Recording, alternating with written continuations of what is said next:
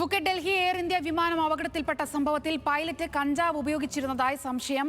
പൈലറ്റിന്റെ രണ്ടാം ലഹരി പരിശോധനയും പോസിറ്റീവാണെന്നാണ് റിപ്പോർട്ട്. ആകാശച്ചുഴിയിൽ വിമാനം വീണിട്ടില്ല എന്നാണ് കണ്ടെത്തൽ. ഹൈഡ്രോളിക് സംവിധാനത്തിലെ പിഴവും പൈലറ്റിന്റെ ലഹരി ഉപയോഗവും അപകട കാരണമായി എന്നാണ് നിഗമനം. ആനന്ദ് മോഹനുണ്ട് നാഷണൽ ഡെസ്കിൽ നിന്നും. ആനന്ദ്, ഗുരുതരമായ സംഭവമാണ്. പ്രത്യേകിച്ചും പൈലറ്റൊക്കെ ഈ ലഹരി ഉപയോഗിച്ച് കൊണ്ടുള്ള കാര്യങ്ങളിലേക്ക് നീങ്ങുമ്പോൾ അത് ഒത്തിരി ആളുകളുടെ ജീവൻ വെച്ചുകൊണ്ടുള്ള ഒരു സംഭവമാണ്. എന്തായാലും ഇയാൾക്കെതിരെ ഏത് തരത്തിലുള്ള നടപടി എടുക്കാനാണ്, എന്തൊക്കെയാണ് ഇതിന്റെ തുടർ നടപടികളൊക്കെ എങ്ങനെയാണ്?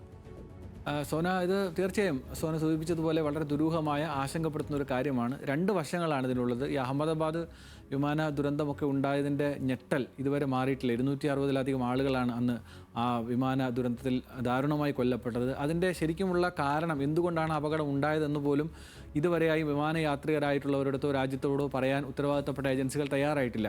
ആ ഘട്ടത്തിലാണ് ഈ ഫുക്കറ്റ് തായ്ലൻഡിൽ നിന്ന് പുറപ്പെട്ട് ഡൽഹിയിലേക്ക് വരുന്നതിനിടെ ഒരു വിമാനം എയർ ഗട്ടറിൽ വീഴുന്നുവെന്ന് പറയുന്നു. 13ഓളം പേർക്ക് കഴുത്തിനും നട്ടലിനും ഒക്കെ ഗുരുതരമായി പരിക്കേൽക്കുന്ന, ആശുപത്രിയിലേക്ക് മാറ്റേണ്ടി വരുന്ന ഗുരുതരമായ സാഹചര്യം ഉണ്ടാകുന്നു. ആദ്യഘട്ടത്തിൽ അത് സാങ്കേതിക പ്രശ്നം എന്ന് പറഞ്ഞിട്ടുണ്ടായിരുന്ന AI-2379 വിമാനം, എയർ ഇന്ത്യ വിമാനത്തിൻ്റെ സാങ്കേതിക പ്രശ്നമെന്ന് പറഞ്ഞിട്ടുണ്ടായിരുന്ന കാര്യമാണ് പിന്നീട് അതിലുള്ള ഒരു പൈലറ്റ് കഞ്ചാവ് ഉപയോഗിച്ചിരുന്നതായി പറയുന്നു. ആദ്യഘട്ടത്തിലെ പരിശോധനയിൽ പോസിറ്റീവ് ആവുന്നു, രണ്ടാം ഘട്ട പരിശോധനയിലും പോസിറ്റീവ് ആണെന്ന് പറയുന്നു.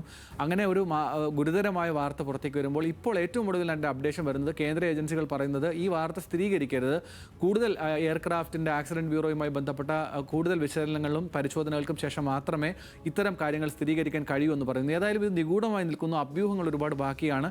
വിമാനയാത്രകളെ നിരന്തരം ആശ്രയിക്കുന്ന ആളുകളെ സംബന്ധിച്ച് വലിയ ആശങ്ക ഉണ്ടാക്കുന്നൊരു കാര്യമായിട്ട് ഇത് നിൽക്കുന്നുണ്ട്. ഉത്തരവാദിത്തപ്പെട്ട ഏജൻസികൾ, പ്രത്യേകിച്ചും എയർ ഇന്ത്യയുടെ വിമാനമായതുകൊണ്ട് തന്നെ കേന്ദ്ര വ്യോമയാന മന്ത്രാലയം അടക്കം ഇക്കാര്യത്തിൽ ഇയാൾ ലഹരി ഉപയോഗിച്ചിട്ടുണ്ടോ, എന്ത് നടപടി ഉണ്ടാകും, ഇത്തരം കാര്യങ്ങൾ ആവർത്തിക്കാതിരിക്കാനുള്ള കർശനമായ സാങ്കേതികപരമായ തീരുമാനങ്ങൾ എങ്ങനെ എടുക്കുമെന്നതിനെ സംബന്ധിച്ചുള്ള ചോദ്യങ്ങൾ ബാക്കി നിൽക്കുകയാണ്. സോന, ശരി, ആനന്ദ് മോഹനാണ് വിവരങ്ങൾ നൽകിയത്.